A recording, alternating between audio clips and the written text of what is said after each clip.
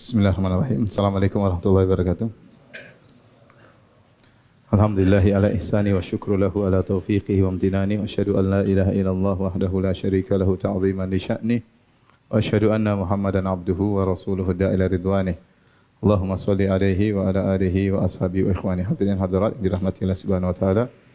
Pada kesempatan yang berbahagia ini kita akan menjelaskan tentang dua ayat yang dibawakan oleh Syekhul Islam Ibnu Taimiyah dalam risalahnya Al-Aqidah Al-Wasithiyah yang menjelaskan tentang sifat-sifat Allah, baik sifat tsubutiyah, sifat yang ditetapkan maupun sifat manfiyah, sifat yang ditolak. Kedua ayat tersebut, yang pertama adalah akhir dari surat Ar-Rahman. Tabarakas Rabbika Tabarakas Rabbika dzil jalali wal ikram.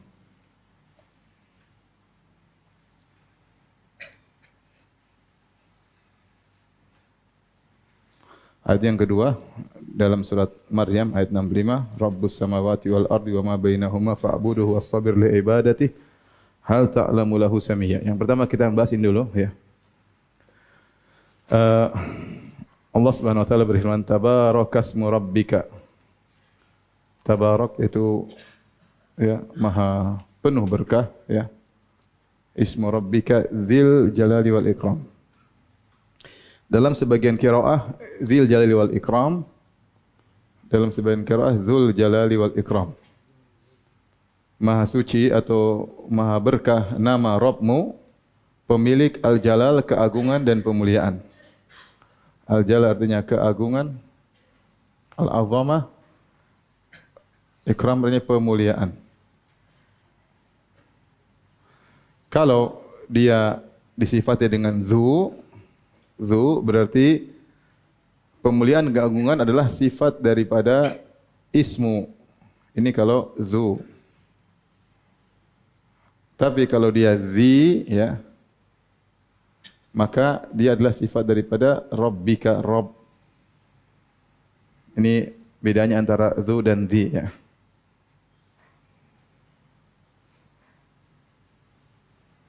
Di dalam sebagian qiraah zi dan sebagian qiraah zu. Kalau zu artinya maka maha berkah nama Rabbmu, namanya yang memiliki keagungan dan pemuliaan. Tapi kalau zi maha berkah nama Rabbmu, yang Rabbmu pemilik keagungan dan kemuliaan. Jadi untuk yang pertama adalah sifat bagi ism nama Allah, yang kedua sifat bagi Rabb ya. Apa yang dimaksud dengan al-jalal wal ikram? Al-jalal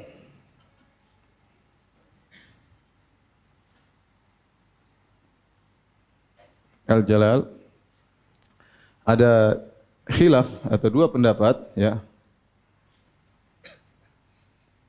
Ada yang mengatakan dari jalla jalaluhu ya. Ada yang mengatakan dari ajalla ijlalan. Dari jalla, dari ajalla. Jalla al-jalal atau ajalla. Ajalla atau jalla. Kalau jalla berarti dia fi'il lazim ya. Fi'il lazim itu tidak membutuhkan objek.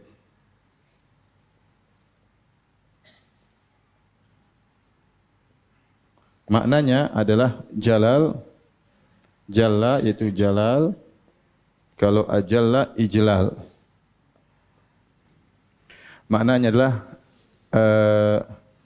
an-nihayah fil azamah atau al-ghayah fil azamah, puncak dari al-ghayah fil azamah, puncak keagungan.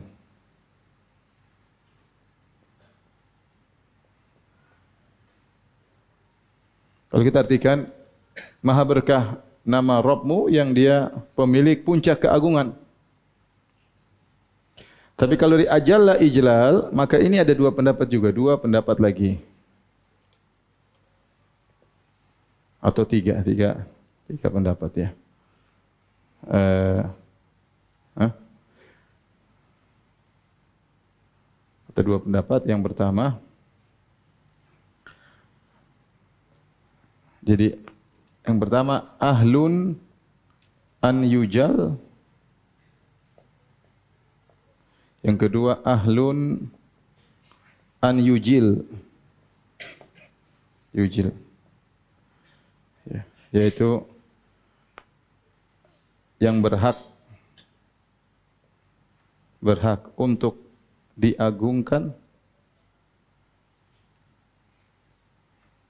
Yang ini adalah yang memuliakan, yang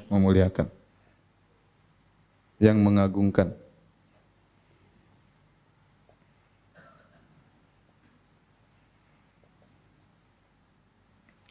Yang mengagungkan di sini juga ada dua pendapat, maksudnya an yujilla nafsahu,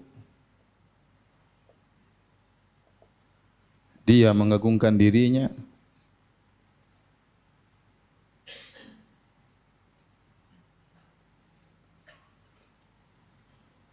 Yang kedua an yujilla auliya'ahu, dia mengagungkan wali-walinya. Ini kira-kira makna dari Al-Jalal ya, menurut pendapat ulama. Jadi kalau kita mau simpulkan ada 4 pendapat ya. Pendapat pertama, pendapat kedua, pendapat ketiga, pendapat ketiga, pendapat keempat. Syekhul Islam Taimiyah memilih pendapat yang ini. Ahlun an yujal, seperti firman Allah, huwa ahlut taqwa. Huwa ahlut taqwa, yaitu dialah Allah yang berhak untuk ditakwai. Ya, jadi Allah berhak untuk diagungkan. Namun semua ini maknanya benar ya. Allah Dzul Azamah, tabarakasma rabbika dzil jalala ay dzil azamah. Dialah maha berkah nama Allah, pemilik keagungan ya, atau pemilik yang berhak untuk diagungkan ya, karena sifat-sifatnya yang mulia ya. Atau Allah mengagungkan dirinya sendiri, atau Allah mengagungkan wali-walinya. Allah memuliakan wali-walinya, ya Allah. Seperti itu. Adapun al-ikram sama, al-ikram juga ada 2 pendapat. Ya, ada maksudnya ahlun an yukram atau an yukrim. Sini memuliakan wali-walinya. Kalau di sini berhak untuk dimuliakan.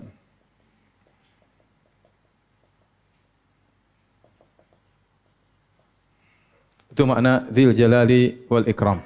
Ya, Dzil Jalali wal Ikram. Dan kita boleh berdoa sambil mengatakan ya Dzal Jalali wal Ikram. Ya Dzal Jalali wal Ikram. Wahai zat yang memiliki sifat jalal dan memiliki sifat ikram ya. Ya, maknanya seperti ini. Taib. Ini kalau kita maknakan dengan zi, ini semua tadi ya. Ini kalau kita maknakan semua dengan apa? Zi. Bagaimana kalau kita maknakan dengan zu? Dengan zu bagaimana? Berarti nama Allah yang agung dan nama Allah yang berhak untuk dimuliakan. Faham?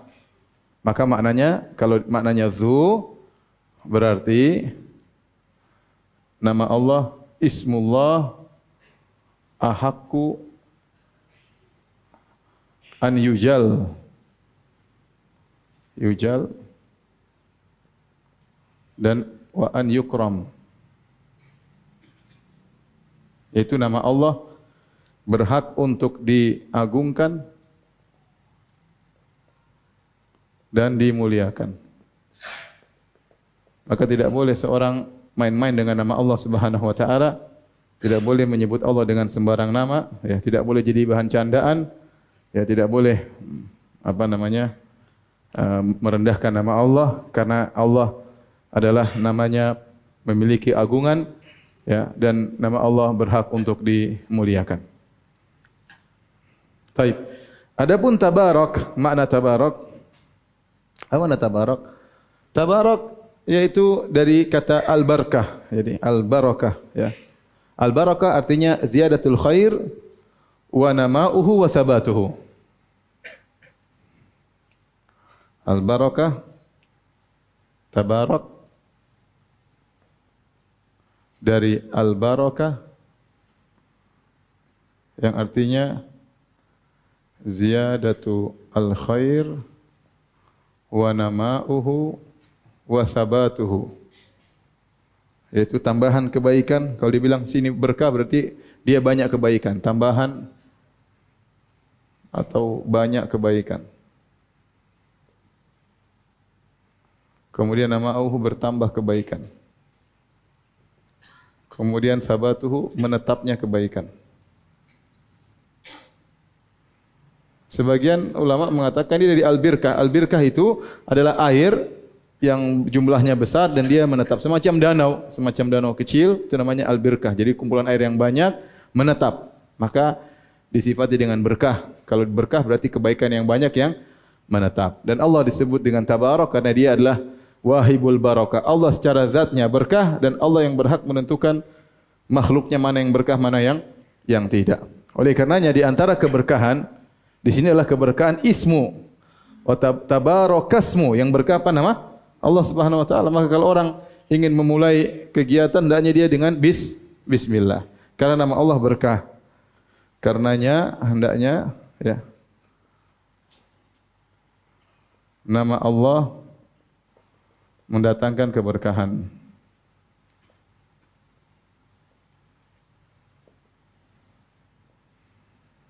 Maka dalam suatu hadis yang hasan kata Nabi sallallahu alaihi wasallam, kullu amrin la yubda bi basmalah fahuwa abtar.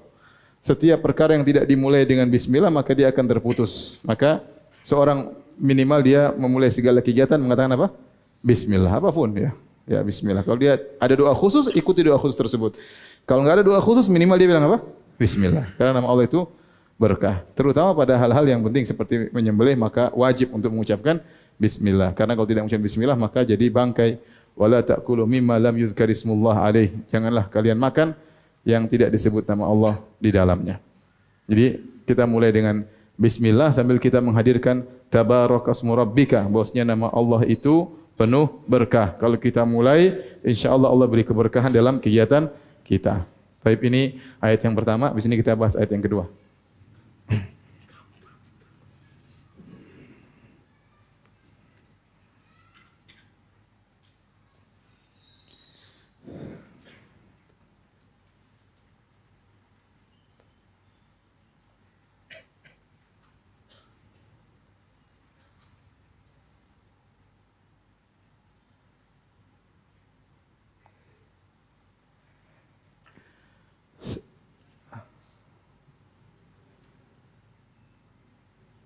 Di sini Ibnu Taimiyah beliau lebih condong kepada makna ini, bahwasanya Allah berhak untuk diagungkan, ahakku an yujal, ya, an yujal, ya. Dan ini menunjukkan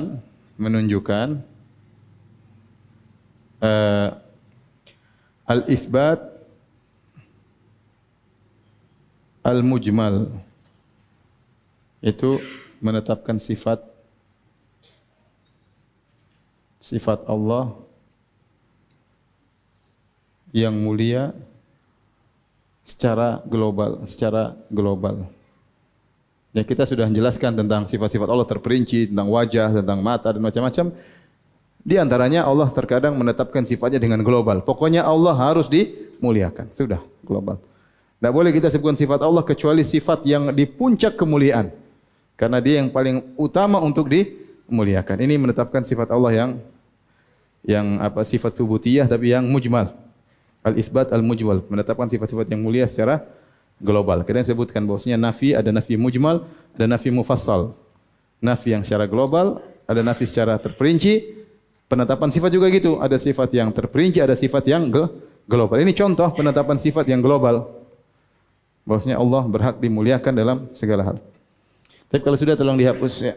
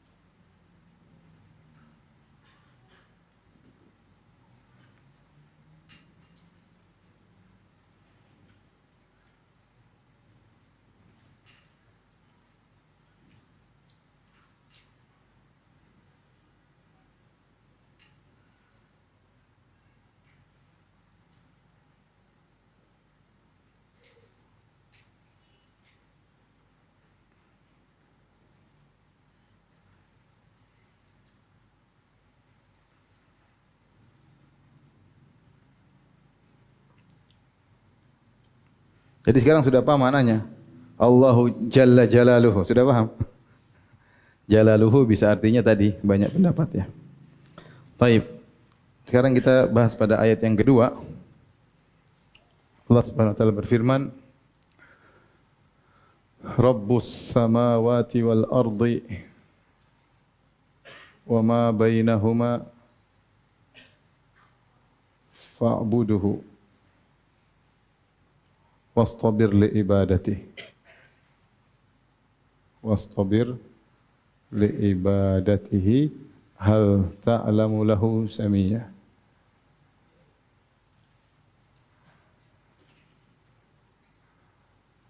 Surat Maryam ayat 65. Baik.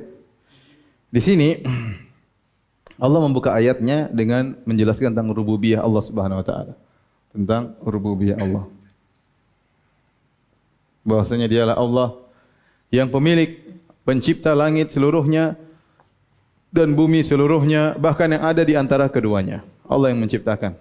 Allah yang pemilik dan Allah yang menguasai. Tidak ada satu makhluk pun yang bersama Allah dalam penciptaan alam semesta, dalam penguasaan dan dalam pengaturan alam semesta. Semuanya Allah sendirian. Ya, mutafarridun bi rububiyyatihi. Allah Maha Esa dalam rububiyah Allah. Kemudian ya Allah mengatakan fa'budu, maka ini fa'il artinya maka. Maka sembahlah Allah, sembahlah Ia. Sembahlah Dia. Ya. Dan ini tauhid al-uluhiyah. Artinya hanya Allah yang berhak disembah.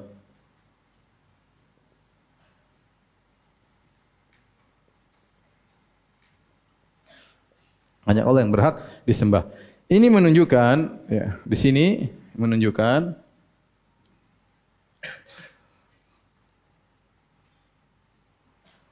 Allah berdalil dengan tauhid rububiyah untuk tauhid uluhiyah. Ini suatu yang sangat logis. Kalau Allah sendiri yang menciptakan langit dan bumi, kalau yang menciptakan alam semesta, Allah yang mengatur, Dia yang berhak disembah. Kalau memang ada yang sama seperti Allah, ya sembah tidak apa-apa. Kalau ada yang juga menciptakan langit dan bumi, ya sudah, dia ikut disembah. Tapi siapakah yang bersama Allah menciptakan langit dan bumi? Siapakah yang bersama Allah menguasai alam semesta? Siapakah yang bersama Allah ikut mengatur alam semesta? Tidak ada, cuma Allah sendiri. Karena Allah Maha Esa dalam rububiyah, maka Dia sendiri yang harus berhak disembah. Maka tidak boleh kita berdoa kepada selain Allah, tidak boleh kita menyembelih kepada selain Allah, tidak boleh kita bertawakal kepada selain Allah. Itu semuanya kesyirikan. Itu adalah semuanya kesyirikan. Maka aneh, kemudian ada seorang datang ke kuburan, kemudian minta kepada mayat, bertawakal kepada mayat, menyerahkan urusannya kepada wali yang sudah mati. Apa yang bisa dia ciptakan wali tersebut? Ya, apa yang bisa dia ciptakan? Apa yang diatur di alam semesta ini? Tidak ada yang diatur. Kemudian dia bertawakal kepada wali-wali tersebut, tawakal kepada orang-orang saleh tersebut, tidak benar. Yang berhak untuk ditawakali hanya siapa? Allah. Yang berhak untuk disembah hanyalah Allah Subhanahu wa taala. Maka di sini Allah berdalil dengan rububiyah, ya, untuk uluhiyah. Makanya Allah mengatakan maka Rabbus samawati wal ardi wa ma bainahuma. Allah lah pemilik langit dan bumi dan apa yang di antara keduanya, maka fa'buduhu, sembahlah Dia semata, tidak boleh sembah yang lain. Kemudian kata Allah Subhanahu wa taala, hal ta'lamu lahu samiyya wastabir li ibadatihi, bersabar dalam menyembahnya. Hal ta'lamu lahu samiyya. Kata Allah, hal ta'lamu lahu, apakah kau tahu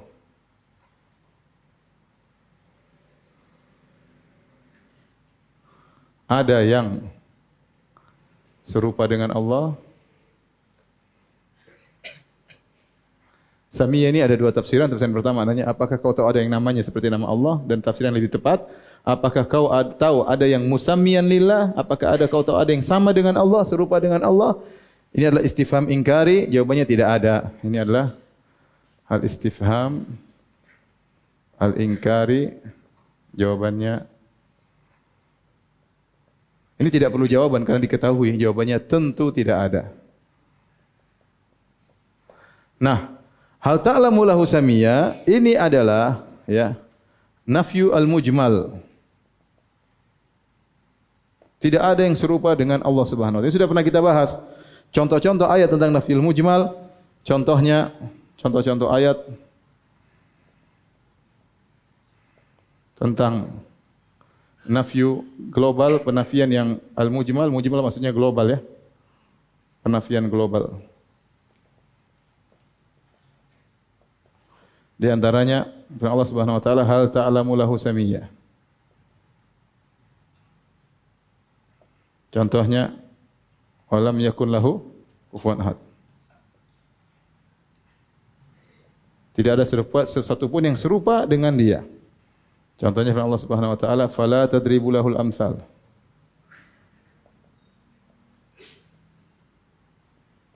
Jangan kalian membuat tandingan-tandingan permisalan bagi Allah Subhanahu wa taala. Contohnya lagi firman Allah Subhanahu wa taala, laisa kamitslihi syai'. Laisa kamitslihi syai'. Tidak satu pun yang serupa dengan dia. Ini contoh nafyu al-mujmal ya, nafyu al-mujmal. Ini asal dalam penafian adalah dengan mujmal.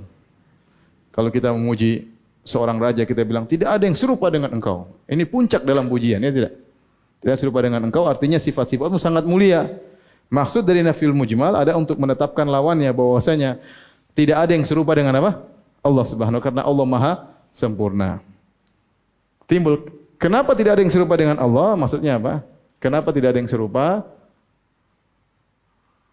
Ada yang serupa karena Allah apa? Maha mulia. Maha mulia sifat-sifatnya. Sehingga tidak ada yang serupa dengannya. Itu maksudnya. Di sini kita lihat ya, Allah berdalil dengan tauhid asma wa sifat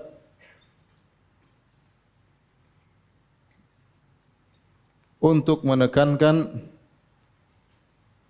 tauhid uluhiyah.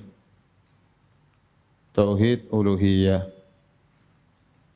Tauhid uluhiyah. Jadi Allah membuka dengan tauhid rububiyah, terus Allah menyebutkan tauhid uluhiyah, ya. Kemudian Allah kuatkan dengan apa? Tauhid asma wa sifat. Penekanannya adalah fa'buduhu. Dalilnya sebelumnya dan sesudahnya. Contoh penilaian tauhid uluhiyah seperti dalam akhir surat Al-Hasyr. Allah mengatakan, huwallahu allazi la ilaha illahu. Sungguhnya dialah Allah yang tidak ada yang berhak disembah kecuali Dia. Baru Allah sebutkan dalilnya. Alimul ghaibi wasyahadah, huwar rahmanur rahim. Semuanya nama-nama Allah, sifat-sifat Allah. Allah tetapkan dulu, baru Allah berdalil dengan tauhid apa? Asma wa sifat. Karena kalau Dia yang maha ini, maha anu, maka Dia yang berhak itu disembah. Jangan sembah yang lainnya. Kalau ada yang semisal Dia, sembahlah yang semisal Dia, enggak ada masalah. Tapi enggak ada yang semisal Allah Subhanahu wa taala. Jadi terkadang Allah menetapkan tauhid uluhiyah dengan tauhid rububiyah, berdalil dengan tauhid rububiyah. Allah Maha Esa dalam rububiyah, dan ini Allah Maha Esa dalam tauhid asma dan sifat. Maksudnya apa? Allah Maha Esa itu tidak ada yang menyaingi Allah. Allah ilmunya maha berilmu. Maha Esa dalam sifat ilmu tersebut. Orang punya ilmu tapi tidak seperti ilmunya Allah Subhanahu wa taala, ya. Ini maksud dari ayat ini. Baik.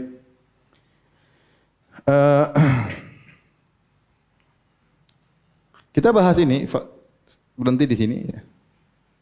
Firman Allah, wastabir li ibadati.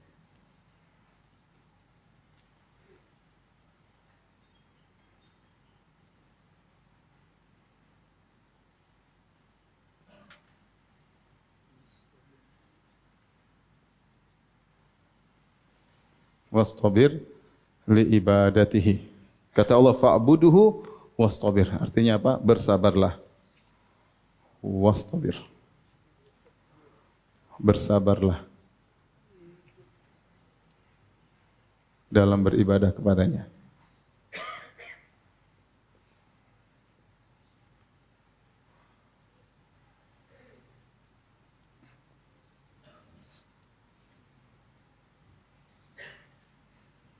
Untuk beribadah kepadanya, untuk beribadah kepadanya.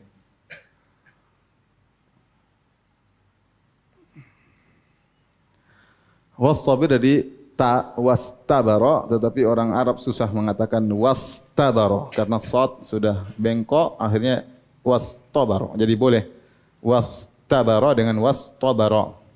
untuk memudahkan pengucapan. Wastabir, bersabarlah, yaitu tambahlah bukan sekadar wasbir, tapi tambahlah kesabaranmu. Ini ada ziyadatul huruf menunjukkan ziyadatul makna. Allah tidak mengatakan wasbir tapi wastabir. Jadi wastabir yaitu tambahkanlah apa? Derajat kesabaranmu. Kalau kita mengartikan itu tambahkan derajat kesabaranmu dalam beribadah. Kesabaranmu dalam beribadah. Karena kenyataannya memang ibadah butuh kesabaran. Ibadah butuh dengan kesabaran. Kita sudah pernah bagi bahwasanya sabar ada berapa? 3 kan? Sabar ada 3, yaitu sabar dengan takdir Allah atau yang menyedihkan, maksudnya tentang musibah. Ada juga sabar dalam meninggalkan larangan Allah.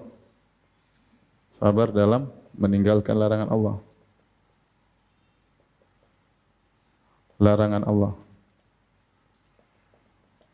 Kalau bahasa Arabnya as-sabru an maksiatillah. As-sabru an maksiatillah. Ini juga butuh kesabaran. Kalau ini as-sabru ala aqdarillah. Ala aqdarillahi al-mu'limah. Yang ketiga adalah sabar dalam menjalankan ketaatan. Ketaatan.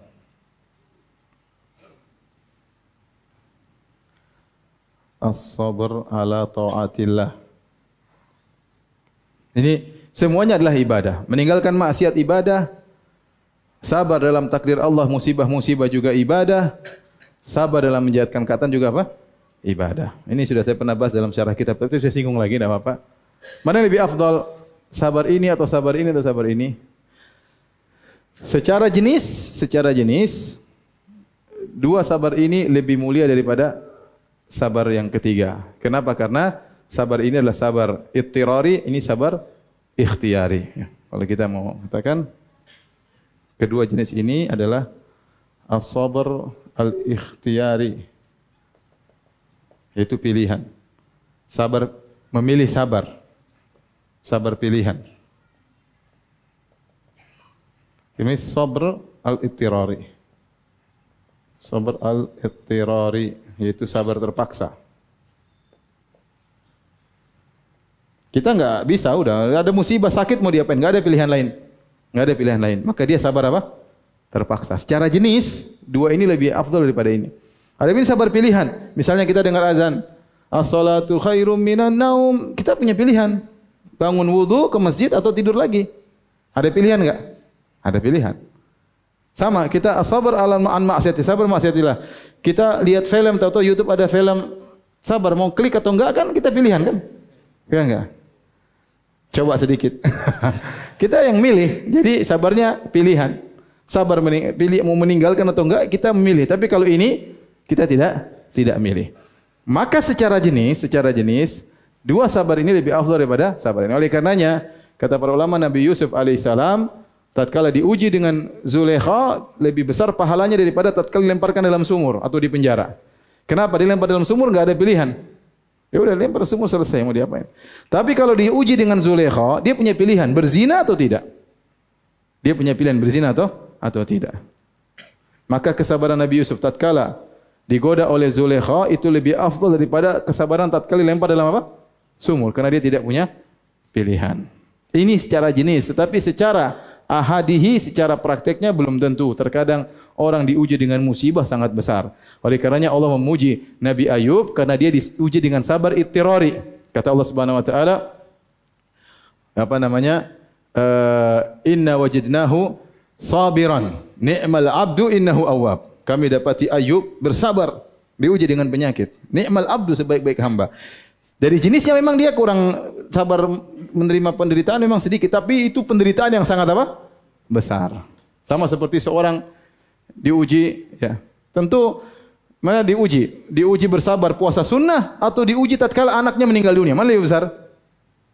Anak lebih berat. Secara jenis iya, secara jenis ujian menjalankan puasa itu sabar ikhtiari. Dan ini sabar ittirari, tetapi tatkala kita sudah pada praktek satu persatu ini lebih besar. Contoh seperti saya mengatakan bid'ah secara jenis lebih baik daripada maksiat, lebih parah daripada maksiat. Tapi tidak semua bid'ah lebih parah dari maksiat.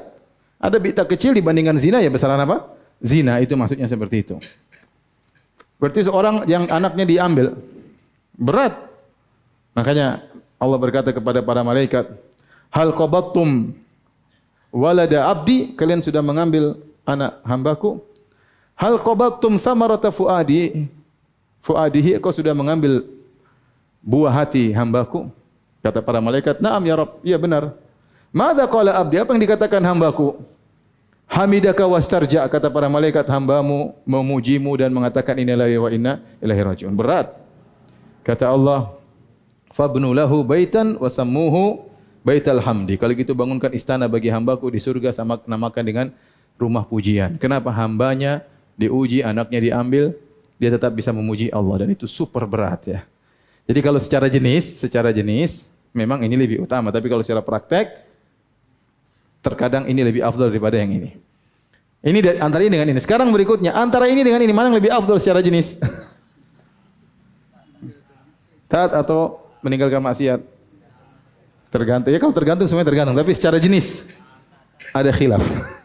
Antum mau maksa yang bilang khilaf. Ada khilaf. Ada yang ketaatan lebih sabar dalam ketaatan lebih utama. Kenapa? Karena ketaatan itu yang dimaksud oleh Allah ya. Ya, adapun sabar meninggalkan maksiat itu bukan sesuatu yang dimaksud oleh Allah Subhanahu wa taala, ini sisi pandangan. Tapi intinya dua-duanya namanya kesabaran. Terkadang sabar meninggalkan maksiat lebih berat daripada sabar menjalankan ketaatan. Misalnya seorang menjalankan ketaatan, misalnya apa? Umrah atau haji atau berbakti kepada orang tua, menjalankan ketaatan. Kalau orang tuanya ternyata sudah jompo, cerewet, marah-marah, berat. Berat. Ya. Terus meninggalkan maksiat, digoda sama cewek enggak pengaruh. Tapi kalau ceweknya cantik, kaya raya, tinggal depan rumah misalnya, wah itu berat. Berat. Jadi ya dua-duanya berat lah. Dua-duanya apa? Berat. Dua-duanya berat. Taib. Sekarang kita bahas fokus pada ini. Sabar pada ketaatan. Maka ini kita bisa tinjau sabar pada dalam jalan ketaatan dari tiga sisi ya.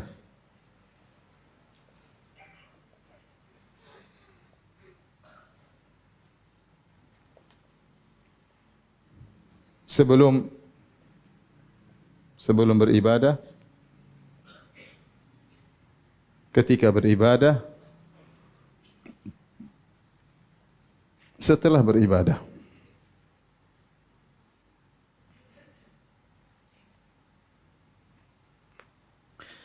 Sebelum beribadah kita harus sabar, misalnya di antaranya ya menuntut ilmu tentang ibadah tersebut. Ilmu tentang ibadah tersebut.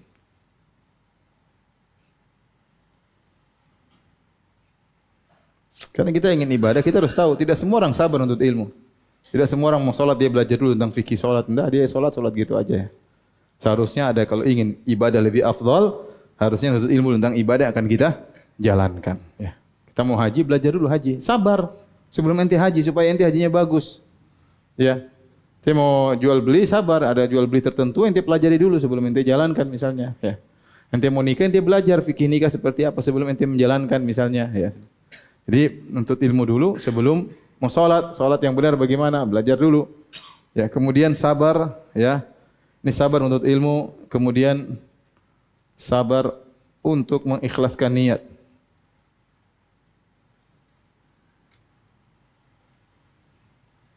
Ini perlu, ya. Kita perlu sabar, ya. Godaan, pingin pamer, pingin ini, wah mau kasih tahu orang saya mau umrah, mau kasih tahu orang saya mau haji. Mau kasih tahu orang saya ingin bantu keluarga, ingin cerita, oh saya bantu ibu saya bantu kakak saya bantu adik saya. Kita belum bantu sudah mau cerita. Belum bantu ini tapi sudah mau cerita. Ingin kasih tahu, ya. Enggak usah. Kita kasih tahu. Sabar. Enggak usah cerita. Ya, enggak usah cerita. Karena belum tentu kita cerita kemudian kita ikhlas.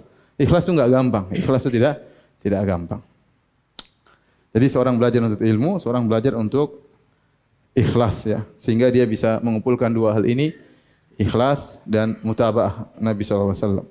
Kemudian ketika beribadah, maka dia berusaha menjalankan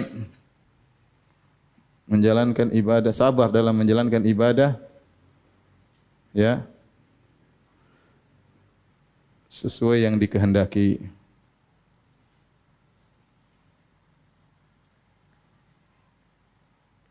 Tidak mudah ya. Kita kebanyakan beribadah bukan sesuai dengan dikehendaki Allah, tapi ingin melepaskan beban. Orang ingin solat yang Allah ingin gimana? Solat Allah itu ingin kita khusyuk, tapi kita ingin segera ya. Kapan segera selesai sehingga salam alhamdulillah selesai. Inginnya begitu ya. Aku masjid melangkah dengan berat. Jadi kita kayaknya ada beban. Seandainya tidak wajib ke masjid, solat di rumah aja. Cuma karena Ustadz bilang wajib, jadi saya ke masjid. Seandainya Ustadz bilang tidak wajib, udahlah enggak wajib di rumah saja ya. Jadi kita menjalankan tidak sesuai dengan yang Allah kehendaki, tapi kayak beban berat yang ingin kita lepaskan. Harusnya kita lawan itu. Tatkala kita menjalankan ini ibadah, Allah perintah, pahalanya besar, kita berusaha apa? Menjalankannya dengan sebaik-baiknya. Oleh karena ketika kita beribadah juga, kita bersabar untuk menghadirkan muraqabah. Bersabar menghadirkan muraqabah. Ini sangat pengaruhnya luar biasa. Al-muraqabah. Muraqabah itu merasa diawasi Allah. Dilihat oleh Allah. Ya. Bukankah Allah mengatakan ya dalam Al-Qur'an ya, wa tawakkal 'alal hayy alladhi la yamut alladhi yaraka hina taqum wa taqallubaka fis sajidin innahu wasami'ul alim. Bertawakallah kepada Allah yang Maha Hidup, yang tidak mati, yang melihat engkau tatkala kau bangkit untuk berdiri dan melihat engkau tatkala kau sujud bersama orang. Ya Allah lihat kita. Kalau kita beribadah Allahu Akbar, salat kita merasa Allah sedang menilai. Allah sedang menilai. Itu kalau kita bisa hadirkan akan mudah kita khusyuk. Cuma kita enggak menghadirkan hal tersebut. Ya. Makanya kita sejenak salat kita hadirkan Allah sedang menilai saya, bisa jadi. Makanya Nabi mengatakan sallu salata muwaddi'in. Salatlah seperti orang yang hendak meninggalkan dunia ini. Jadi dia konsen detailnya salat. Toh 5 menit akan berlalu. Mau ente salat dalam kondisi tidak khusyuk, tetap 5 menit itu ente harus jalankan. Mau imamnya lama enggak lama ente jengkel-jengkel, imam tetap aja baca di situ ya. Ya. Mau apa lagi? Ya sudah. Kalau gitu hadirkan bahwasanya Allah sedang melihat saya beribadah. Itu akan mengaruhi kualitas ibadah kita, luar biasa pengaruhnya. Itu terus kita latih ya. Pagi-pagi jam 9 salat duha. Allah lihatnya Allah. Sudah. Jangan sekedar Allah. Enggak, kita menghadirkan dalam diri kita derajat ihsan. Yang kata Nabi sallallahu alaihi wasallam, "Anta budallaha ka'annaka tarahu fa illam takun tarahu fa innahu yarak." Dan ini kau beribadah seakan-akan kau melihat Allah. Kalau kau tidak mau, yakinlah Allah melihatmu. Apa maksudnya kau melihat Allah seakan-akan kau lihat keagungan Allah di hadapanmu. Kalau kau tidak mau menghadirkan keagungan, yakinlah Allah sedang melihatmu. 2 derajat. Derajat pertama mungkin tidak bisa. Derajat kedua insyaallah kita bisa. Merasa Allah sedang melihat kita. Dan itu kita apa saja. Dan kalau kita sudah merasa lihat Allah, insyaallah mudah. Misalnya, antum berbuat baik sama istri. Mungkin istri melakukan kesalahan. Antum tahu ada ibadah memaafkan istri. Allah sedang lihat saya. Saya memaafkan apa? Istri. Ya sudah. Ente mudah menjalankannya. Karena ente tahu sedang dinilai oleh Allah. Ente tahu kalau ente ngomong gini ribut tambah, ya sudah. Kita tenang. Kenapa Allah sedang melihat saya melakukan ini? Orang lain enggak ada yang lihat. Enggak usah ente tulis di status saya sabar sama istri lo. Enggak usah. Enggak perlu penilaian orang. Netizen enggak perlu ya. Iya. Netizen apa citizen ya? Kemudian kita apa-apa sedikit pengin dilihat orang. Itu mudah. Jadi misalnya saya dakwah, saya harus merasa bahwasanya Allah sedang melihat saya ceramah. Saya berusaha menyampaikan dengan sebaik-baiknya, saya ingin mencari keridhaan Allah Subhanahu wa taala dan itu berat. Tetapi saya harus berusaha untuk menghadirkan demikian. Sehingga kualitas ibadah saya dalam berdakwah lebih bernilai di sisi Allah Subhanahu wa taala. Semua dalam ibadah apapun, antum haji, antum umrah, antum menghadirkan muraqabah. Allah sedang melihat saya sedang beribadah. Dan ini butuh kesabaran ketika kita sedang beribadah. Tapi setelah beribadah juga butuh kesabaran, ya. Sabar apa? Jangan sampai ya. Sabar untuk tidak terjerumus dalam pembatal. Dalam pembatal atau pengurang pahala. Pengurang pahala. Kita sekarang sudah punya modal, sudah haji, hajinya mabrur. Mungkin ya, kita sudah umroh, umroh sudah punya. Udah pahala, ikut pengajian ada pahalanya, dakwah ada pahalanya, sedekah ada pahalanya, bangun masjid ada. Sudah dapat modal pahala. Ini dijaga baik-baik. Jaga baik-baik ya. Makanya Ibnu Qayyim mengatakan, perkaranya bukan engkau beramal, tetapi perkaranya engkau jaga amal dari perkara yang menggugurkannya atau menguranginya. Itu yang paling penting. Setan tidak peduli Anda beramal sebanyak-banyaknya, tapi kalau setan gugurkan, sudah setan lebih senang. Udah capek-capek gugur, udah capek-capek gugur. Jadi kita konsentrasi untuk bisa bersabar sebelum dan ketika, dan juga konsentrasi tatkala setelah apa? Beribadah. Ya. Sabar. Sabar untuk misalnya sudah sedekah, jangan man wal adza. Kata Allah, ya ayyuhalladzina amanu la tubtilu shadaqatikum bil manni wal adza. Wahai orang beriman, jangan kau batalkan sedekahmu dengan menyebut-nyebut dan menyakiti orang yang kau bantu. Jangan. Jangan, kita sabar. Mungkin dia bikin jengkel, kita sabar. Kita ngomong sakit hatinya, pahala kita gugur, capek kita sudah berusaha. Ya. Riya, ya, hati-hati. Ujub bisa menggugurkan amal. Bangga, ya, bangga dengan sedekahnya, bangga dengan pengaturannya, misalnya seorang jadi panitia pengajian, dia bangga, yang saya jadi panitia pengajian begini. Atau dai bangga dengan dakwahnya, dia merasa bangga, dia merasa seakan-akan dia telah berjasa kepada Allah, telah berjasa kepada agama. Kalau enggak ada saya mungkin begini-begini, ya enggak, itu enggak boleh, itu ujub namanya. Enggak ada ente, masih banyak yang lain, tenang aja. Iya. Emang ente siapa? Ya, jadi kita harus menjaga amal kita agar tidak gugur. Kita sudah punya modal, jangan sampai gugur. Di antara yang mengurangi amal soleh adalah bercerita. Bercerita dengan ikhlas. Bercerita dengan riya masalah. Karena bercerita dengan riya bisa jadi gugur pahala. Tapi kalau bercerita, kita cerita saja, sekedar cerita meskipun masih ikhlas, maka pahala berkurang. Dari pahala amalan tersembunyi, nurun menjadi amalan yang diceritakan. Ini dua pahala yang berbeda. Allah mengatakan, in tubdu shadaqati fa ni'mahi wa in tukhfuha wa tu'tuhu al-fuqara fa huwa khairul lakum. Kalau kau menampakkan pahala, menampakkan sedekah itu baik.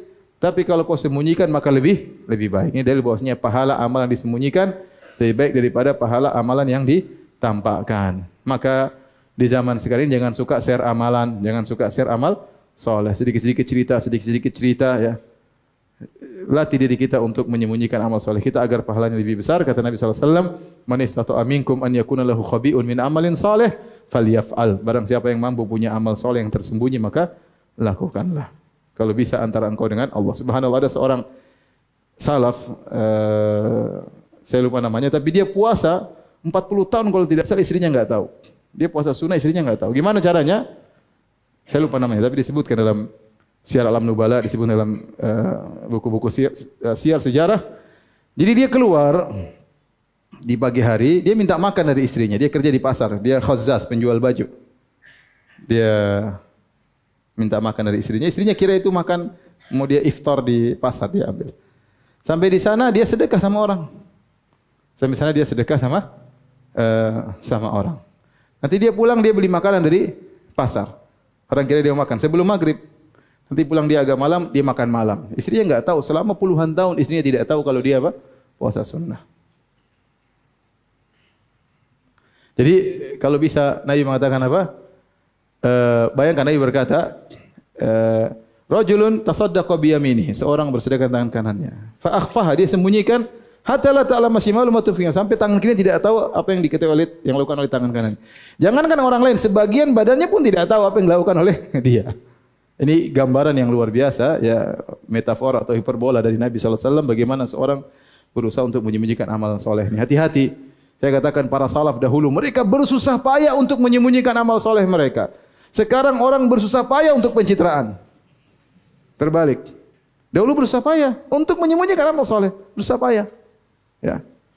Sekarang orang berusaha payah untuk. Ada seorang salaf, subhanallah, dia masuk kamar, dia bawa air.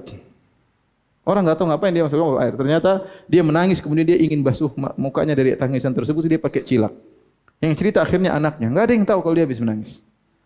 Ya. Ayub As-Sikhtiyani tatkala dia menangis, tatkala dia sampaikan hadis kemudian tiba-tiba menangis, maka langsung dia pura-pura flu. Dia bilang ma asyaddaz zukam, betapa berat kalau kena penyakit flu, padahal dia tidak flu. Ya. Tidak ingin orang tahu bahwasanya dia menangis. Bukan nangis kemudian di shooting. Biar orang tahu saya orangnya khusyuk nangis. Satu dunia tahu saya nangis. Ya itulah kita dengan salaf yang beda-beda tipis tinggal dibalik begitu. Baik, demikian silakan azan. Kalau bertanya silakan. Azan.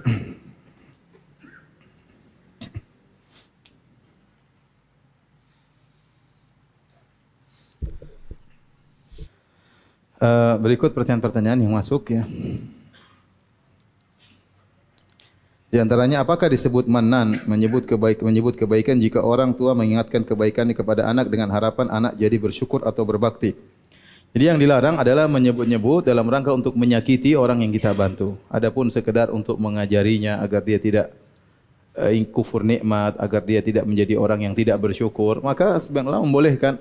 Contohnya seperti dalam hadis Abu Zara waktu Aisyah radhiyallahu taala anha bercerita tentang kisah Abu Zara, bagaimana Abu Zara baik kepada Ummu Zara, maka di akhir hadis Nabi komentar terhadap Aisyah, kata Nabi SAW, kuntu laki ka Abi Zara li Ummi Zara walakinni la utallik. Aku ini seperti kepada engkau wahai Aisyah seperti baiknya Abu Zara kepada Ummu Zara, bedanya aku tidak mencerai, engkau mencerai. Sebagian ulama seperti Ibnul Mulakin menyebutkan ini dalil bahwasanya boleh seseorang mengingatkan kebaikannya kepada istrinya agar istrinya tidak kufur nikmat, bukan untuk menyakitinya, tidak, tapi ingatkan agar dia pandai bersyukur kepada suaminya. Karena itu dalam rangka untuk mendakwahi dia agar dia tidak terjerumus dalam dosa besar. Di antara dosa besar adalah kufranul ashir, yaitu kufur kepada suami.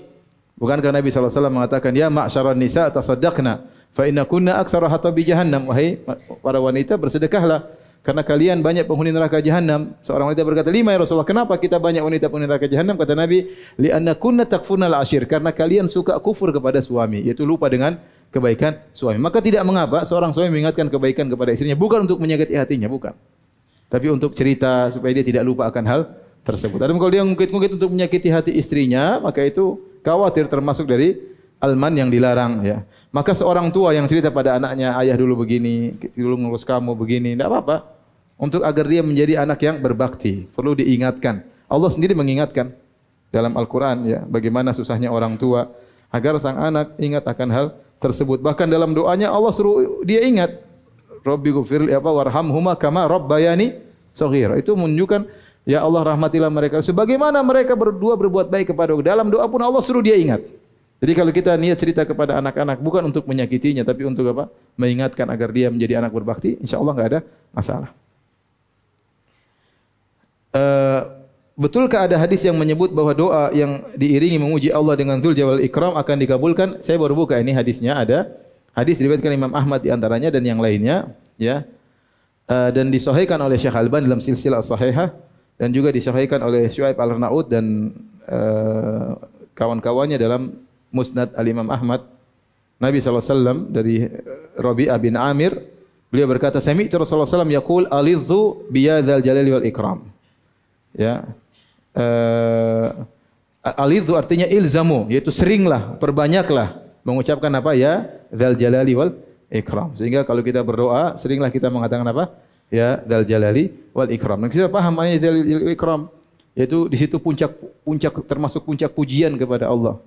Ya dzal jalali artinya ya Allah, engkau yang berhak untuk diagungkan, engkau yang berhak dimuliakan. Atau maknanya ya Allah, engkau berhak memuliakan hamba-hambamu. Aku telah berdoa kepadamu, malah muliakanlah diriku dengan mengabulkan apa? Doaku ya. Bisa jadi maknanya demikian. Hadisnya sahih. Bedanya ujub dengan roja. Ujub beda, roja beda ya. Ujub itu kita merasa punya andil ya. Punya andil misalnya dalam banyak hal, dalam ibadah kita ujub merasa ibadah kita hebat. Kalau orang sering ujub akhirnya dia terjerumus dalam kedustaan. Kalau roja enggak dalam kesombongan. Kalau roja artinya mengharap agar ibadah kita diterima. Ini dua hal yang berbeda. Apakah menyelami mertua membatalkan wudu? Menyentuh wanita tidak membatalkan wudu ya. Tidak membatalkan wudu menurut pendapat yang lebih tepat ya. Adapun mazhab Syafi'iyah menikahi wanita ya yang mungkin untuk dinikahi atau sudah dinikahi maka itu membatalkan apa? Wudu.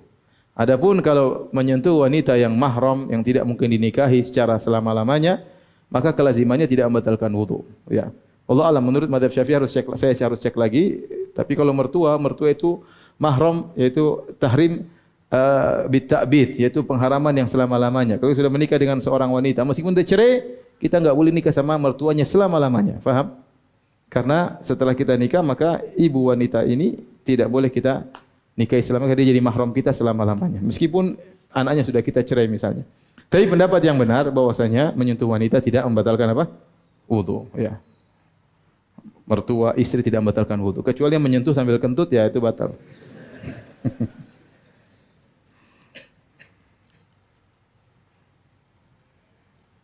Jika istri melakukan kesalahan yang enggak disadari dan suami tidak suka, lalu suami memukul istrinya, apakah itu hak suami atau suami bisa berdosa? Ya, suami jangan jadi tukang pukul ya. Kalau istri lihat istri punya kesalahan, nasihati. Pukul itu adalah cara yang terakhir. Ya. Allah menyebutkan fa'idhuhunna wahjuruhunna fil madaji' wadribuhun. Nasihati dulu, kemudian baru memboikot, baru pukul yang terakhir. Bukan langsung istri saya langsung main apa? Main pukul. Nasihati, panggil, nasihati baik-baik. Kalau dia tidak mengikuti aturan, bisa jadi dia salah. Setiap istri salah langsung mukul, bisa jadi dia berdosa.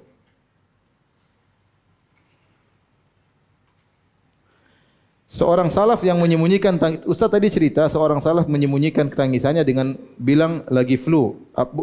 Bukankah itu bohong? Dia tidak berbohong. Dia tidak bilang saya sedang flu. Lihat para salaf bagaimana. Dia mengatakan ma asyaddaz zukam. Zukam itu flu itu berat. Itu aja dia ngomong. Dia tidak bilang saya sedang flu. Dia bilang flu itu berat. Selesai. Yang lebih parah, sudah tidak beramal soleh, berbohong seakan-akan dia beramal soleh. Ini lebih parah lagi. Ini riya plus bohong ya. Sifatnya orang munafik ya. Ya. Seakan-akan dia hafal Quran, seakan-akan dia ini, seakan-akan dia jagoan, seakan-akan dia hafal hadis banyak, seakan-akan dia berilmu tinggi. Allah Maha tahu. Kalau ente ingin tunjukkan kepada orang seakan-akan ente jagoan, benar orang akan terpedaya, tapi Allah Maha tahu. Ente sedang membohongi diri ente sendiri. Ada ulama yang berpendapat bahwa jika orang tua penghasilannya haram, maka sepanjang anak belum mendapat pekerjaan, nafkah tersebut halal bagi anak karena akadnya telah berubah ataupun telah terpaksa menerima. Ya, ada pendapat demikian bahwasanya jika bukan semua anak, istri dan anak misalnya suaminya memiliki penghasilan riba, sementara dia tidak mungkin terlepas dari ketergantungan kepada suaminya, maka para ulama, sebagian ulama mengatakan boleh dia mengambil hasil dari tersebut, yang berdosa adalah suaminya, dia boleh ambil tapi sebatas keperluannya saja.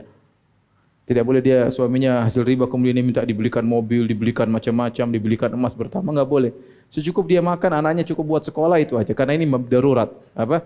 Darurat. Itu pendapat yang saya pernah baca dan saya condong pada pendapat tersebut.